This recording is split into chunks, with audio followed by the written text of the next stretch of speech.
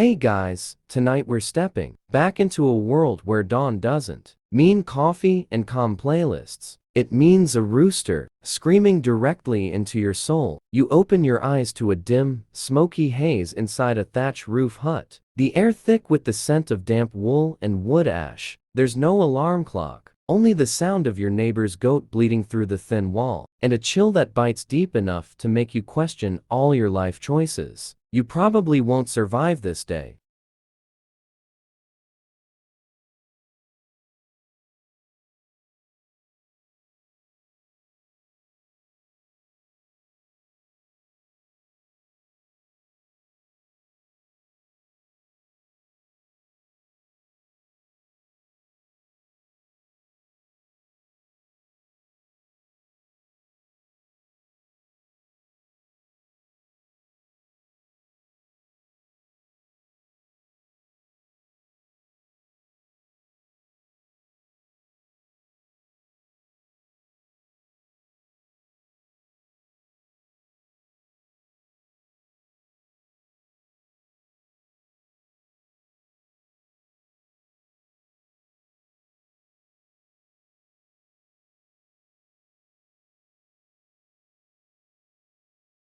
So, before you get comfortable, take a moment to like the video and subscribe, but only if you genuinely enjoy what I do here. Let me know in the comments where you're watching from and what time it is for you right now. Now, dim the lights, maybe turn on a fan for that soft background hum, and let's ease into tonight's journey together. You shuffle upright, straw clinging to your hair, and notice that your bed is more like a slightly softer section of the floor shared with your spouse, your children, and possibly a chicken. The medieval morning doesn't allow for laziness. The moment the first light filters through the cracks, you're expected to move. There's a well half a mile away, water to fetch, and no such thing as privacy. Even the simple act of washing your face feels like a luxury, especially when the water is cold enough to make your skin shriek. Outside, the village hums to life, or groans, more accurately. Smoke curls up from hearths, carrying the scent of burning peat. You hear the thud of an axe splitting wood,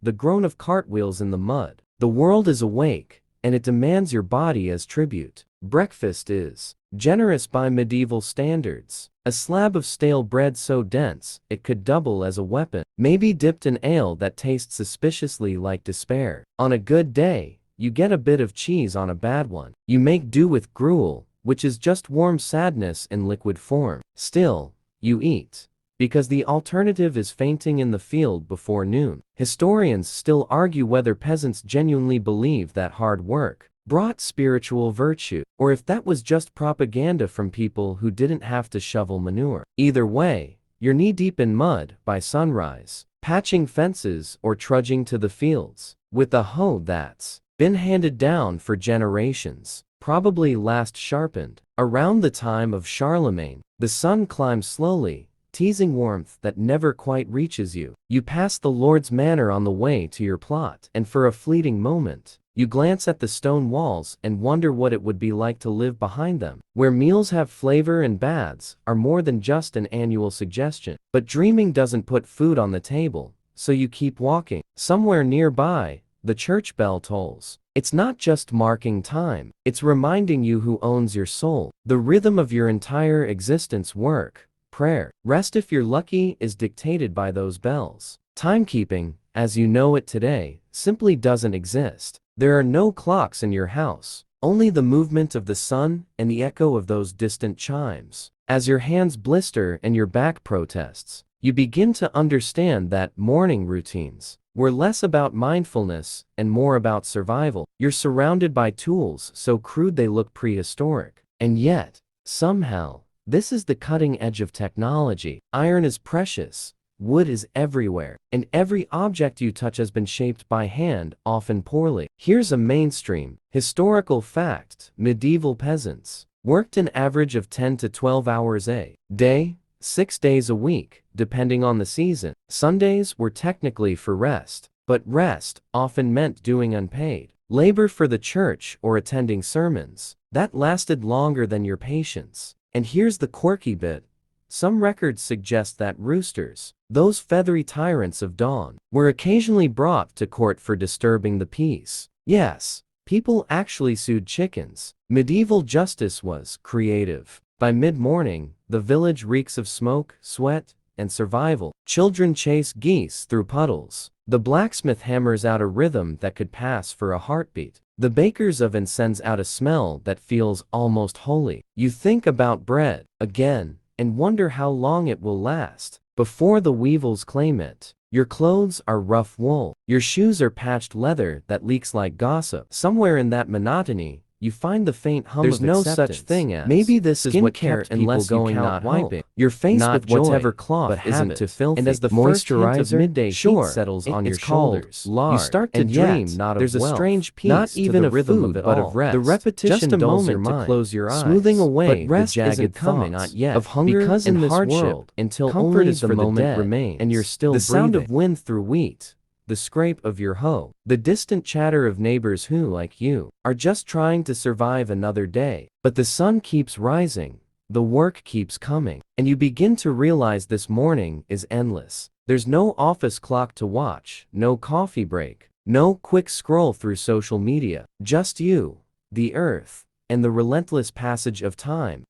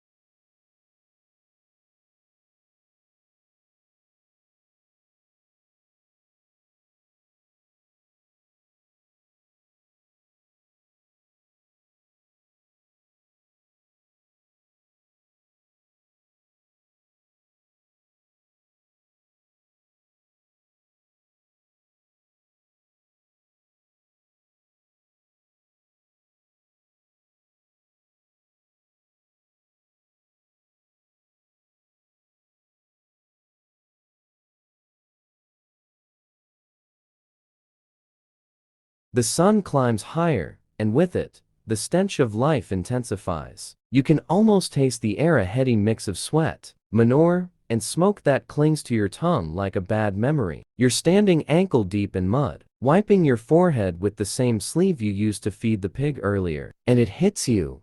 Hygiene is a modern invention. In the medieval world, cleanliness isn't next to godliness, it's next to impossible. You shuffle toward the communal well, hoping to splash some cold water on your face. But someone's already there washing a bucket full of turnips. A few feet away, a child is happily peeing against the fence. You hesitate for a moment, then decide that a bit of grime builds character. Besides, soap isn't really a thing yet, not unless you count a greasy lump of animal fat, mixed with ash that leaves you smelling like last night's stew. It's funny, really. Historians still argue whether medieval people were truly filthy or just operating under a different definition of clean.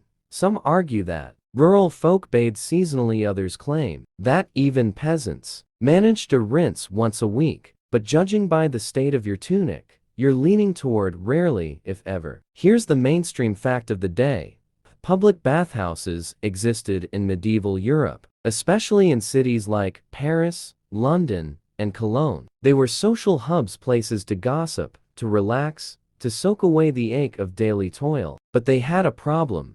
People got too comfortable. Bathhouses quickly gained a reputation for scandal, and by the 16th century, most were shut down or banned outright for being dens of sin. So much for self-care. You scratch at your neck, wondering if that tickle is sweat or lice. Spoiler, it's both. Lice and fleas are constant companions, nesting in your hair, your bedding, and even the seams of your clothes. Everyone has them, peasants, merchants, even the nobility. In fact, nobles just made a fashion out of scratching. Ornate scratch sticks, carved from ivory or silver, were carried around like accessories. Imagine paying for the privilege to itch with style. You catch a whiff of the nearby tannery, where animal hides are soaked in urine and dog dung to soften them, and suddenly, your own body odor doesn't seem so bad. That's another fringe tidbit for you. Urine was so valuable it was actually taxed in some places. People collected it in jugs, sold it to tanners, and yes, even used it to bleach laundry. Somewhere, a medieval entrepreneur looked at a bucket of pee and thought, profit. The afternoon heat thickens the air, and your tunic sticks to your skin. You glance at your hands, they're cracked, grimy, perpetually rough. There's no lotion to soothe them, no antibacterial gel to sanitize them. You wipe them on your apron and carry on, because in this era, dirt is a badge of work. Clean hands mean you're either rich or lazy, and neither applies to you. When it rains, and it often does, roads turn into swamps. Waste from humans and animals runs freely through the streets, forming little rivers of brown mystery liquid. The smell could probably knock a crow out of the sky, and you, trudging through it with wooden clogs, try to pretend it's just nature. Still, there's a strange resilience in the people around you. Life goes on amid the stench. Children play in the muck, laughter echoing through alleys that smell like rot. Market vendors shout over the buzz of FLIs, selling fish that's only mostly fresh. You buy a bit, pretending not to notice the smell. By evening, your body itches in a dozen places, but you're too tired to care.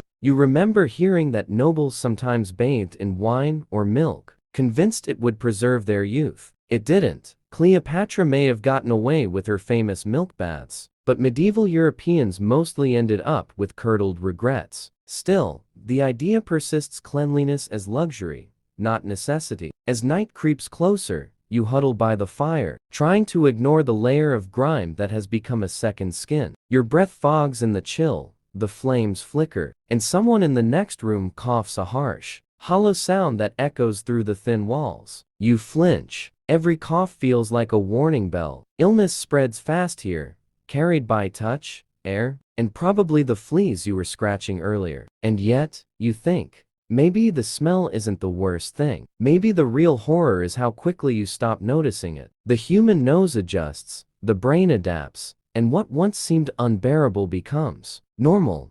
You accept it, because you have to. So you stretch out on your straw mattress again, wrapping your cloak around you, and close your eyes. Somewhere beyond the walls, the church bell tolls again, reminding you to pray, to repent, to prepare for the next day's filth and labor. You sigh. The faint scent of smoke and sweat lulls you into a strange calm. In this world, survival doesn't smell clean. It smells alive.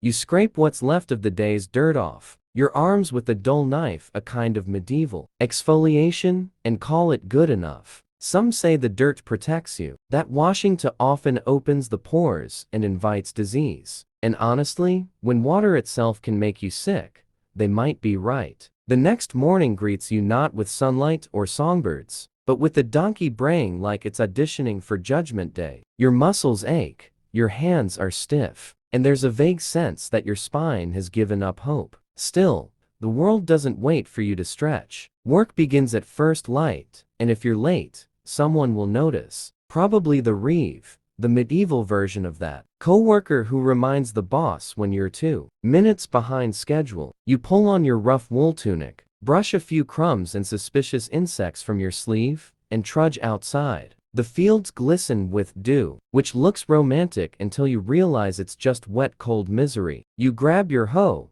your spade, and whatever remains of your dignity, and start the long walk to the Lord's land. Because here's the thing, you don't work for yourself, you work for Him. Serfdom is the word of the day. You technically own your own patch of earth, but in practice, it's like renting your soul. You owe taxes, crops, and countless hours of labor. Historians still argue whether serfs were more like slaves or free tenants, but standing knee-deep in muck, it's hard to tell the difference. You bend down, turning soil that hasn't been kind to you, planting seeds that might feed your family or the rats. The rhythm is hypnotic. Hoe, step, breath, hoe, step, curse under your breath. The work is endless, but there's something almost meditative in the monotony. Maybe this is why peasants sing songs to fill the silence, to turn exhaustion into rhythm. If Spotify existed, your playlist would be titled Hits to Hoe to. Mid-morning brings a small mercy,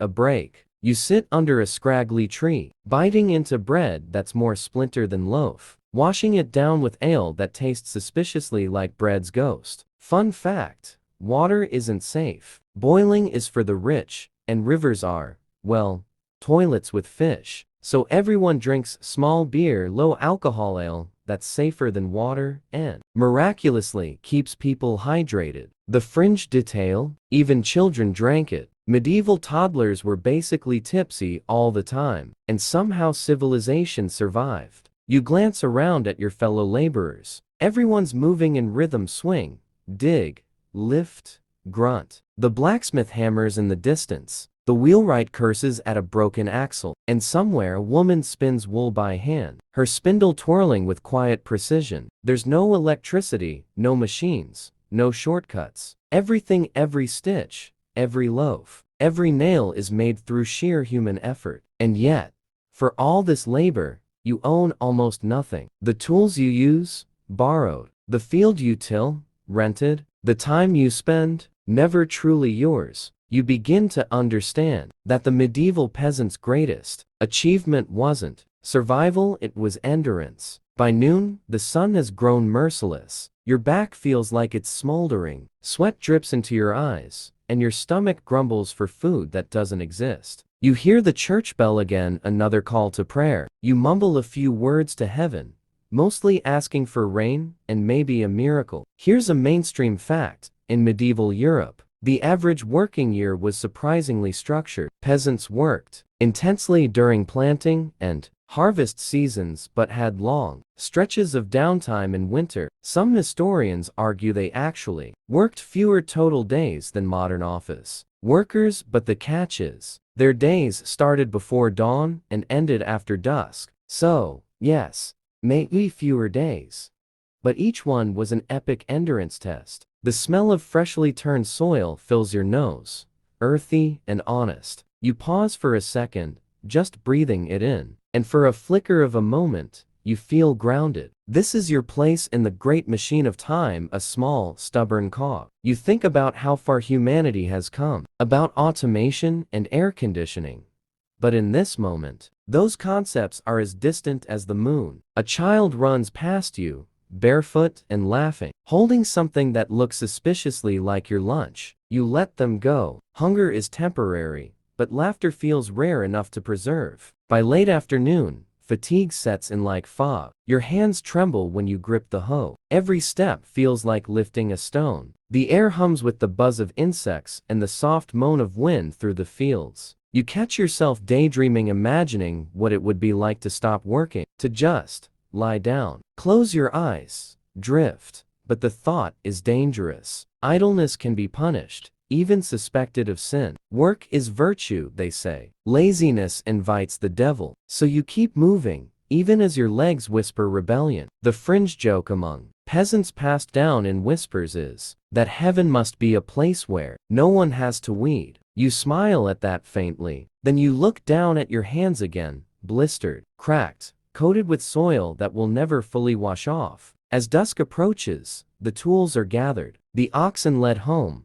and the day's labor fades into aching silence. You trudge back to your hut, clothes heavy with sweat and dust. Someone's cooking cabbage inside, and the smell is both comforting and vaguely depressing. You collapse by the fire, every joint protesting. There's no clock to mark the hours, but your body knows. You've done what you could. Tomorrow, you'll do it again. For now, you just sit there, watching the last light fade through the cracks of your door. The world outside hums with the faint, endless rhythm of toil. Somewhere, a frog croaks. Somewhere else, a bell tolls. You breathe, slow and heavy, and wonder if you'll ever feel rested again. Probably not, but somehow, you'll still rise when the rooster screams.